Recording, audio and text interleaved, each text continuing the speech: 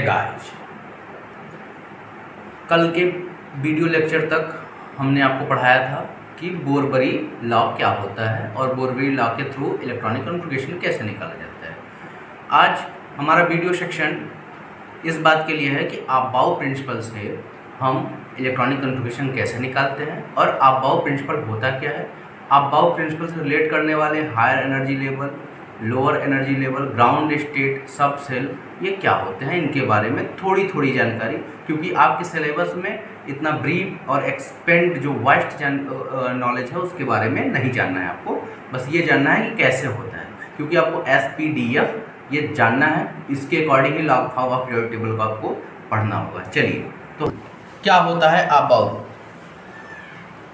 Principal, ये जो है अबाव प्रिंसिपल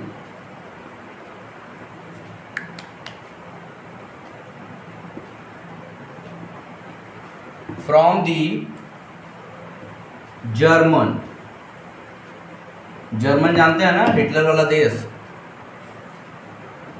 जर्मन, और जर्मन कौन से वर्ड से बना है, ऑफ बाउ प्रिंजिप, अबाव प्रिंजिप, ये एक जर्मन वर्ड है अबाव प्रिंजिप, जिसका इंग्लिश होता है, जिसका इंग्लिश में मतलब होता है, इंग्लिश मीन होता है बिल्डअप, निर्माण करना, और हिंदी में क्या अर्थ होगा इसका, निर्माण करना। निर्माण मतलब वो है बनाना, वही होता है बनाना, जो बनाते हो ना, घर बनाना, कुछ बनाना, ठीक, चित्र बनाना, वही वाला बनाना, वो वाला बनाना नहीं होगा, चित्र बनाना वो अलग चीज़ हो जाएगा। चलिए, तो क्या पढ़े हम, aufbau principle from the German word aufbau prinzip से लिया गया है, जिसका मतलब होता है बिल्डअप मतलब होता है निर्माण करना। अब इसमें होता क्या है, अबाव प्रिंसिपल क्या स्टेट करता है, तो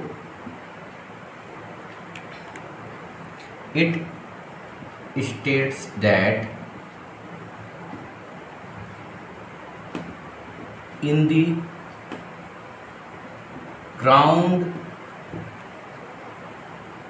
state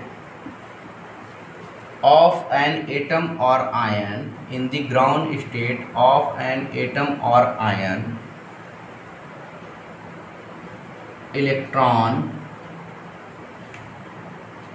fill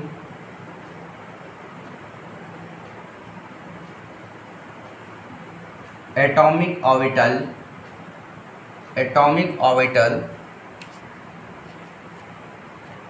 of the lowest available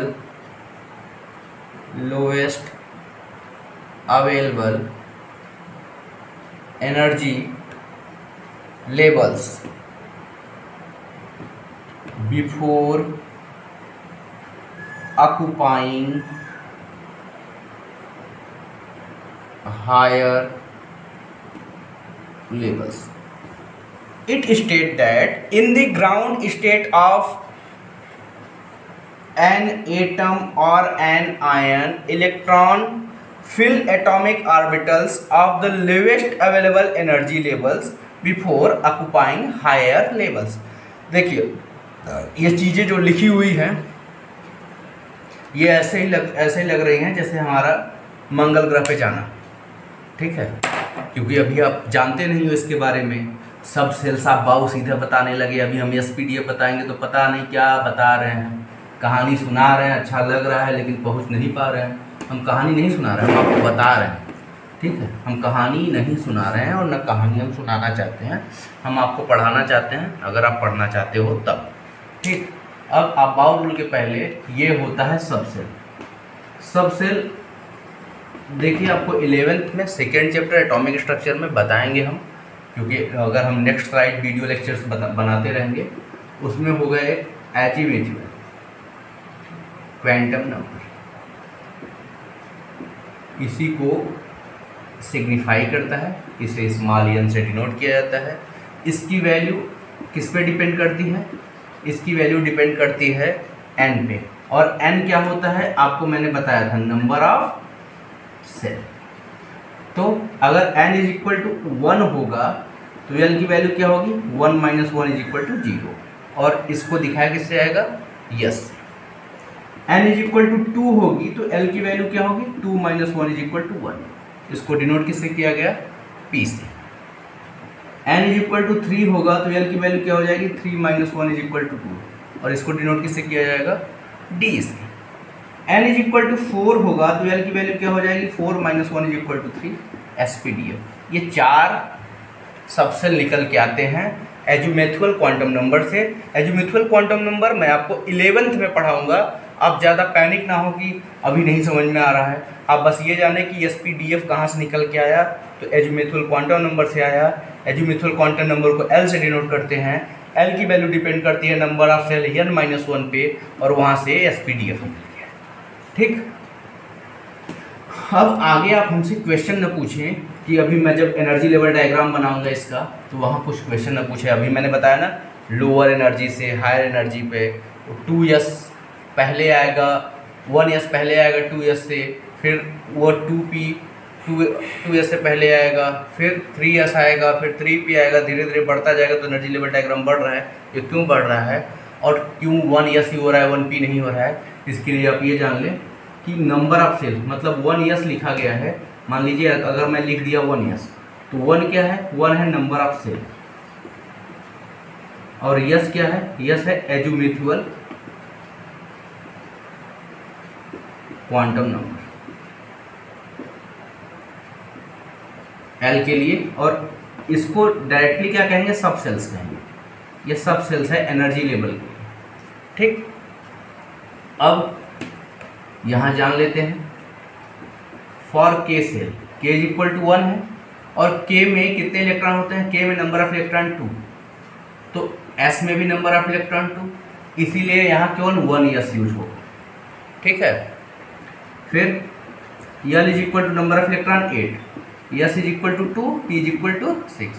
S के पास मैक्सिमम नंबर ऑफ इलेक्ट्रॉन 8 है, तो S के पास 2 होगा, P के पास 6 होगा, इसीलिए यहाँ SP दोनों मतलब 2s और 2p यूज होगा। अभी मैं एनर्जी लेवल डायग्राम दिखाऊंगा और आपको समझाऊंगा, ठीक है, और आप ज्ञानी बाबा बन जाना। M is equal to 18, S is equal to 2, P is equal to 6 और D is equal to 10। Number of electron बता रहा हूँ, S में मैक्सिमम 2, P में मैक्सिमम 6, D में मैक्सिमम 10, M में 18 है, 6 to 8 और 8 10 18, बहुत आसानी से 6 2 8 10 18। ठीक, तो ये हो गया 10 6 16 तो 18, बहुत सिंपल सा है। तो इसीलिए इसमें S मतलब 3s 3p 3d, ये 2d यहाँ यूज नहीं होगा क्योंकि इसकी कैपेसिटी ही नहीं है, 1p यहाँ यूज नहीं होगा क्योंकि इसकी कैपेसिटी ही नहीं है। कैपेसिटी के अकॉर्डिंग ही इलेक्ट्रॉन डिस्ट्रीब्यूट कर सकते हैं हम। n इज इक्वल टू 32, इसके आगे तो आप भरते ही चले जाओगे, आप समझदार हो। S is equal to 2, P is equal to 6, D is equal to 10, F is equal to 14। It means n shell के पास 32 इलेक्ट्रॉन है, S के पास मैक्सिमम 2, P के पास 6, D के पास 10, F के पास 14, 14 10 24, 24 6 30, 30 2 32, मतलब इसके पास क्या क्या हो सकते हैं, 4s 4p 4d 4f, 4 4 4 number of cell को डिनोट कर रहा है, SPDF। ये समझ में आ गया।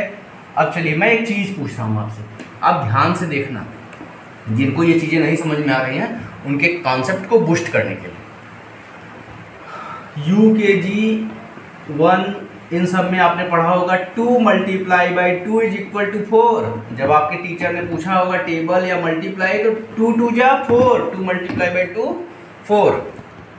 जब आप 5th 6th या एबव में पहुँचे 5th 6th 7 8 तक, तो वहाँ आपने क्या पढ़ा, पावर और एक्सपोनेंट। ठीक, तो 2 to the square is equal to 4। अब जब आप और आगे गए 9th 10th फर्दर 11th इन सब में, तो आपने पढ़ा log base 2 4 is equal to 2। First concept, second concept, third concept. मैं आपको कहूँगा ये तीनों एक हैं, जो जानता होगा उसको तो पता होगा हाँ तीनों एक हैं, जो नहीं जानता उसको बताना जरूरी है कि आप जो यूकेजी में पढ़े हो ना वो 10 में भी पढ़ोगे। बताने का मतलब है जो आप मैटर पढ़े थे वो यहाँ 9, 9, 10 में पढ़ोगे, 11 में पढ़ोगे। और इससे ये जब हाइट किया जाती है किसी बात की हाइट की, अब इससे ऊपर नहीं होगा, बहुत बड़ी बात हो गई।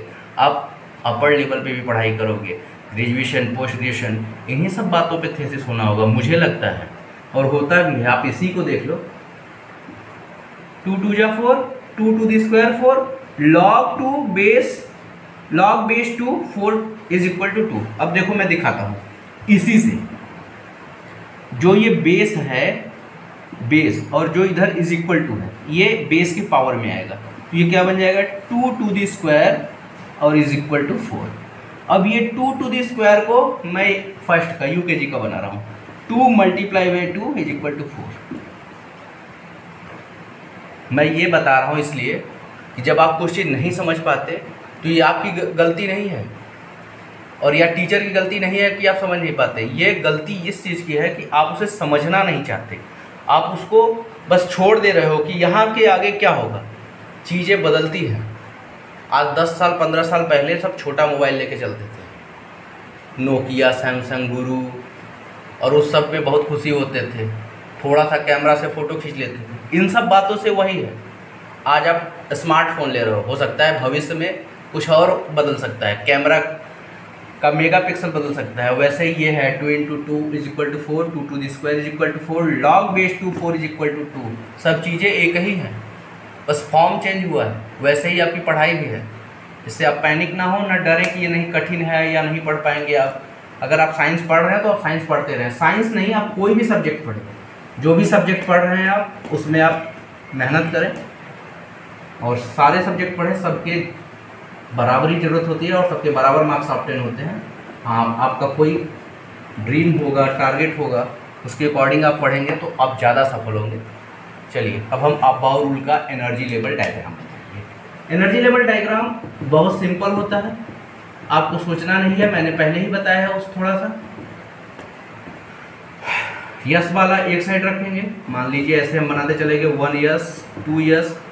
मैंने पहले ही बताया कि 1 में केवल यस रहेगा, 2 में 2 यस 2p, 3 में 3 यस 3p 3d। आप ये नहीं पूछ सकते कि यहाँ d क्यों नहीं है, क्योंकि इसकी कैपेसिटी नहीं है। ये सेल नंबर 2 है, सेल नंबर 2 में कितने इलेक्ट्रॉन हो सकते हैं 8, s में 2, p में 6, 8 इस हो गया। अब d के लिए जगह नहीं है, जब जगह नहीं है तो भरोगे कहाँ। फिर 4s 4p 4d 4f, फिर next 5s 5p 5d 5f। मैं आपको उतना ही बता रहा हूँ जितना अभी तक एलिमेंट डिस्कवर हुए हैं, जितना एलिमेंट डिस्कवर हो चुके हैं उन्हीं के बारे में बता रहा हूँ, उससे ज़्यादा मैं नहीं बता रहा हूँ, उसका ज़रूरत भी नहीं है। अब आप ऐसे ही एक लाइन लेके कट करते चले जाए, जितना आपको मन हो। केवल ये कट जो हो वो कैसा होना चाहिए, ट्रांसवर्सल होना चाहिए। पढ़ा होगा ना लाइन सिंगल में, पैरेलल लाइन, ट्रांसवर्सल लाइन, वही चीज़ है। ये यहाँ हो जाए, मेरे लाइंस गड़बड़ हो सकते हैं क्योंकि मैं अपोजिट डायरेक्शन में बैठा हूँ, और अगर जिनको जानना हो कि ये मैं सीधा क्यों नहीं बैठा हूँ तो मेरे शुरू के वीडियो देख ले। घूमने में मुझे दिक्कत हो रही है, मैं घूम के पूरा पढ़ा नहीं सकता, इसलिए वाइट बोर्ड में मेरे एक साइड से दिख रहा है।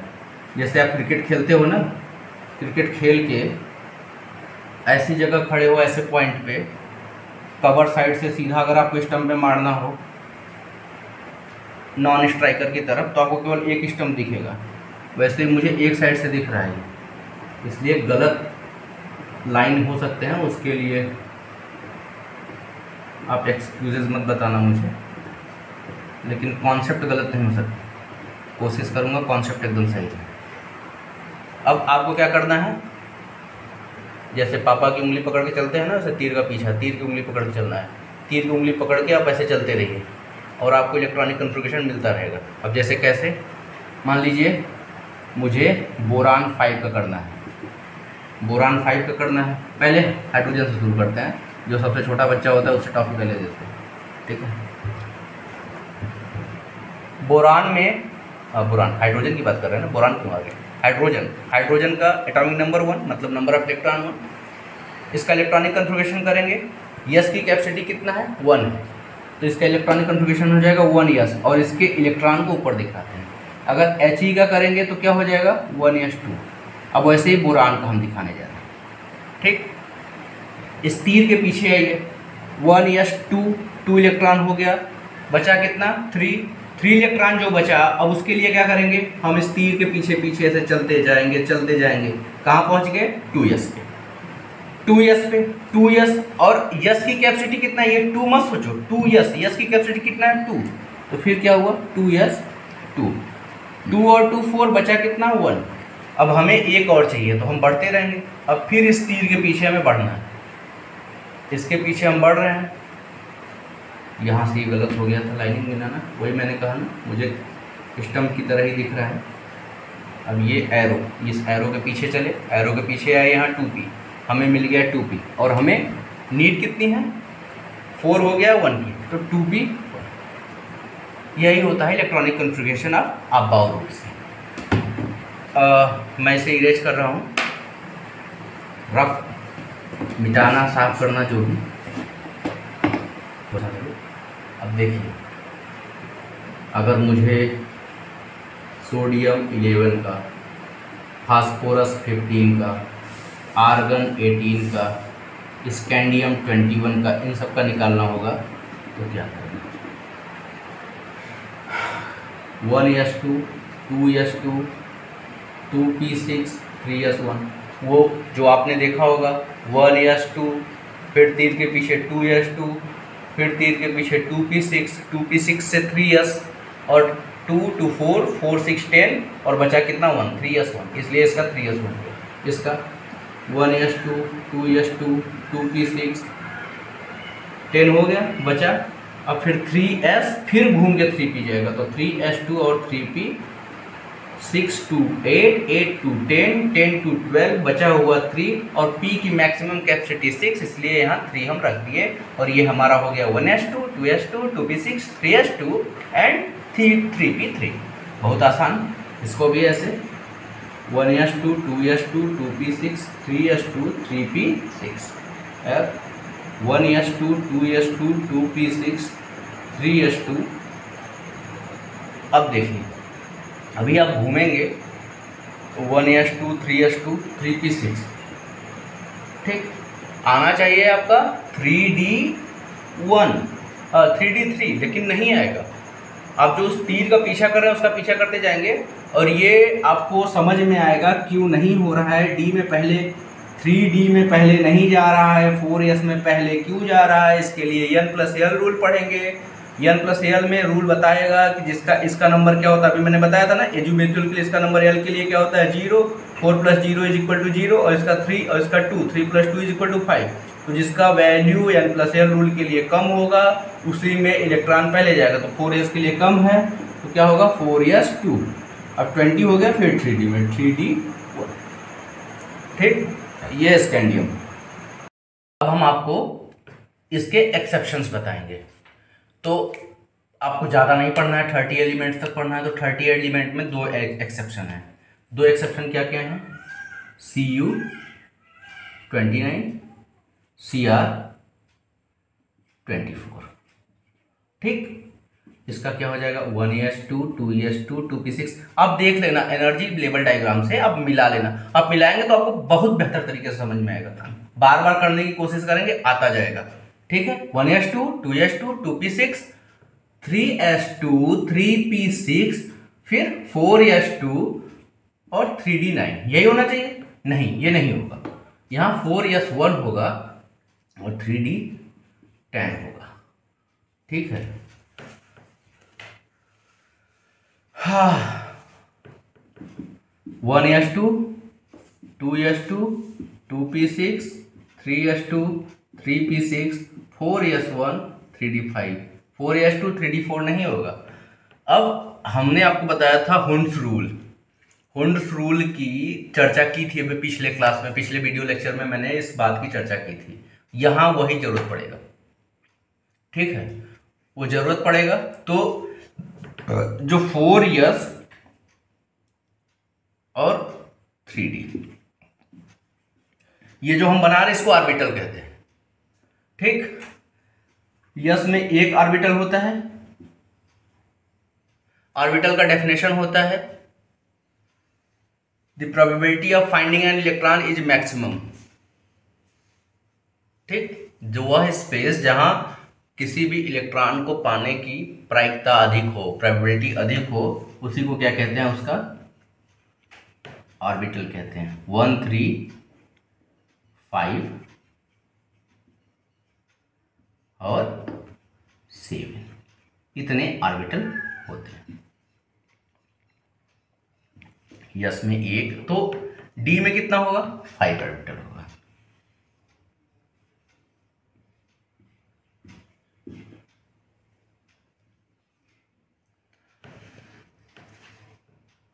ये हुंड साहब जो थे, इनकी क्या जरूरत थी, जरूरत तो थी नहीं कुछ, लेकिन दिमाग लगा दिए तो हम लोग को टेंशन होने लगा। ये कहे कि जब कोई एलिमेंट हो, एलिमेंट का एटॉमिक नंबर इलेक्ट्रॉन इसमें क्या किया जाए, फिलअप किया जाए, तो या तो ये वन डायरेक्शन में हाफ फील्ड होंगे या तो फुल फील्ड होंगे, ठीक है। तो एक ज़्यादा से ज़्यादा, मतलब इनका कहना क्या था कि ज़्यादा से ज़्यादा एक ही डायरेक्शन में रहेंगे, सेम डायरेक्शन में रहेंगे, ठीक। अब जब अभी आप पढ़ोगे आगे, 11th वाला भी बताऊंगा, तो 4s और 3d का एनर्जी लेवल लगभग सेम होता है। तो ये वाला जंप करके यहाँ चला जाएगा ये इलेक्ट्रॉन, तो बचेगा क्या, यही स्ट्रक्चर। तो इसको क्या कहते हैं, जी स्टेट। जी स्टेट मीन्स ग्राउंड स्टेट। अब जब ये अपने एक्साइटेड फॉर्म में आएगा तो ये इलेक्ट्रॉन जंप करके उधर चला जाएगा और 4s वाला हो जाएगा सिंगल इलेक्ट्रॉन, और सब एक ही डायरेक्शन में हो जाएंगे, ठीक। ये डायरेक्शंस क्या क्या होते हैं, क्लॉकवाइज और एंटी क्लॉकवाइज। इलेक्ट्रॉन का डायरेक्शन होता है क्लॉकवाइज और एंटी क्लॉकवाइज। तो देखिए, एक क्लॉकवाइज में रहेगा और एक एंटी क्लॉकवाइज में रहेगा। इतना आप समझ गए। ये दोनों एक्सेप्शंस पे ध्यान दीजिएगा। CU में लास्ट में 4s1 3d10 होता है, असल में दे देता है आर्गन, इलेक्ट्रॉनिक कॉन्फ़िगरेशन के लिए आर्गन 3d10 4s1। ये किसका इलेक्ट्रॉनिक कॉन्फ़िगरेशन है, तो कॉपर का। और ये जब दे देगा आर्गन 3d5 4s1, तो ये किसका हो जाएगा, क्रोमियम का। आप इतना बात ध्यान रखिएगा। और आज के टॉपिक में मैंने इलेक्ट्रॉनिक कॉन्फ़िगरेशन खत्म कर दिया।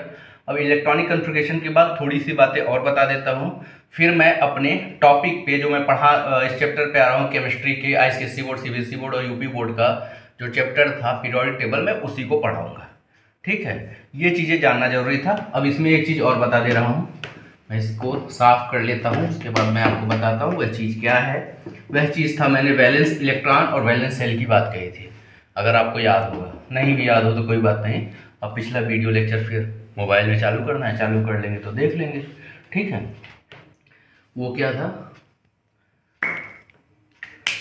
खत्म हो गया क्या यार, वैलेंस सेल, वैलेंस सेल और valence electron, valence electron, valence cell, valence भी कर सकते हैं इसको, आप जैसे प्रोनाउंस कर सकते हैं। वैलेंस नहीं कहेंगे लेकिन वैलेंस ही कहेंगे।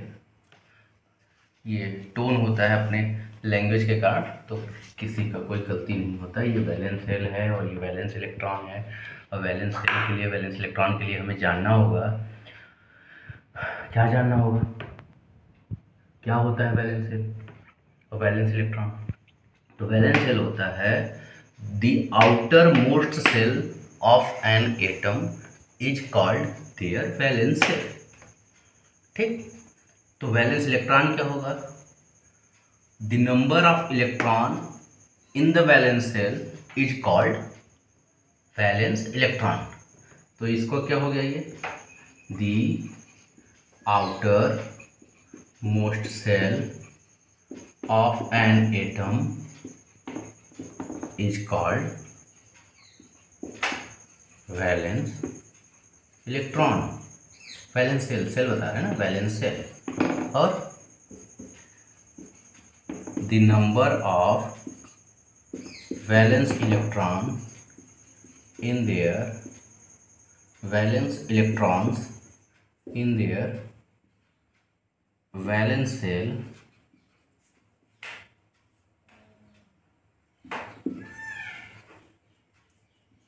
is called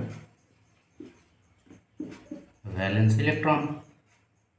The number of electrons, valence electron, the number of electrons in their valence shell is called valence electron। अब कैसे, ये क्या समझोगे आप? मतलब अगर हम बात कर लें सोडियम 11, इलेक्ट्रॉनिक कन्फिगरेशन बोरबरीज लॉ 281, तो इसका वैलेंस सेल क्या हो जाएगा? Third means KLM। और इसका वैलेंस इलेक्ट्रॉन क्या हो जाएगा? 1। ठीक, अब चलिए थोड़ा सा एक चीज़ और है, उसको भी बता देते हैं, फिर हमारा टॉपिक ख़त्म हो जाएगा। वह क्या है? बहुत सरल है। नोबल गैस के, इनर्ट गैस के ऑक्टेट रूल फॉर्म करता है। तो वह नोबल गैस क्या है? नोबल गैस या अनरिएक्टिव गैस होता है। नोबल गैस जो होता है वो किसी से रिएक्शन नहीं करता। वो क्या क्या होते हैं? Helium, neon, argon, krypton, xenon और रेडॉन। एक और आया है 118 का, उसको मैं नहीं बता रहा हूँ अभी, इसी को बता रहा हूँ। इसका क्या हो जाएगा? 2, इसका 28, इसका 288, सब के, इसका छोड़ के, फर्स्ट हीलियम को छोड़ के बाकी सब के आउटर मोस्ट सेल में वैलेंस सेल कितने होंगे? 8 होंगे। हीलियम का क्यों नहीं होगा? क्योंकि हीलियम की कैपेसिटी, हीलियम क्या बनाता है? डुप्लेट बनाता है।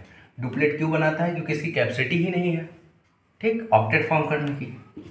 ये 36, 2, 8, 18, 8, ये 54, 2, 8, 18, 18, 8 और ये रेडन 86, 2, 8, 18, 32, 88। आप कर लीजिए 10, 28, 60, 78, 86, सब में देखिए 8। यही ऑक्टेट रूल है। जब किसी के आउटर मोस्ट सेल में, मतलब बैलेंस सेल क्या हो, बैलेंस सेल में valence electron, number of balance electron क्या हो? 8 हो, तो वो क्या होता है? नोबल गैस की तरह होता है। और इस रूल को ऑक्टेट रूल करते हैं। मतलब ये अब रिएक्टिव नहीं करेगा, क्या हो जाएगा? ये अनरिएक्टिव फॉर्म में चला आएगा। ठीक, अनरिएक्टिव फॉर्म में चला आएगा। लेकिन जिसका डुप्लेट भी हो, डुप्लेट का हो मतलब जिसके मैक्सिमम नंबर ऑफ इलेक्ट्रॉन 2 ही हो, वो भी डुप्लेट फॉर्म में होगा, वो भी क्या होगा? अनरिएक्टिव होगा। ठीक, तो आपका इलेक्ट्रॉनिक कन्फिगरेशन खत्म हो गया। कल से मैं वही टॉपिक फिर शुरू करूँगा। कौन सा? पीरियोडिक टेबल वाला, पहले टॉपिक से। अब आईसीएसई बोर्ड में क्या है? आईसीएसई बोर्ड में पीरियोडिक प्रॉपर्टीज़ दिए हुए हैं, और नाइन्थ में, उनके क्लास 9th में दिया हुआ था, जिसने पीरियोडिक लॉ दिया था। तो मैं पहले पीरियोडिक लॉ पढ़ाऊंगा, उसके बाद प्रॉपर्टीज तक आऊँगा। पीरियोडिक लॉ आप जान जाएंगे तो प्रॉपर्टीज समझना बहुत आसान हो जाएगा।